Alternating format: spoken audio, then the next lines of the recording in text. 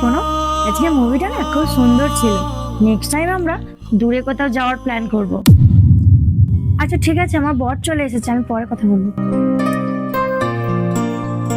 Sorry, আজকের অফিসে একটু কাজের চাপ ছিল তো, তাই লেট হয়ে গেছে।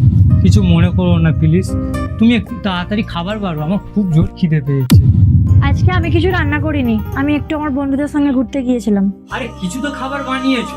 আমি কিছু বানাইনি, একটু আগে তো এলাম নাকি।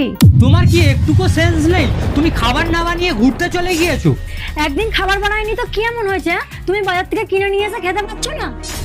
এই কথাটা বলতে তোমার একটুকু লজ্জা করেনি? আমি বাজার থেকে খাবার কিনে এনে তারপর খাবো? এই শোনো, আমি তোমার বাড়িতে রান্না করার জন্য তোমাকে বিয়ে করিনি। আমারও একটা জীবন আছে। এত যদি তোমার খিদে পেয়ে থাকে, নিজে বানিয়ে খাও। তোমার কি আমার সঙ্গে ঝগড়া করার ইচ্ছে হচ্ছে? তোমার সাথে আমি ঝগড়াটা করবোই বা কখন? আমি যখন তোমাকে কিছু বলতে চাই তখনই তুমি যাও না যাও কাজের অজুহাত দিয়ে বেরিয়ে যাও। আমার জন্য কি তোমার হাতে একটুকু সময় আছে? তাহলে তুমি কি বলতে চাইছো? তুমি আমি সারাদিন লড়াই করব? আরে লড়াই তো দুনিয়ার সাথে করা যায়, কিন্তু তুমি আমি লড়াই করলে যেই জিতুক না কেন, হারবে কিন্তু আমাদের দুজনের সম্পর্ক।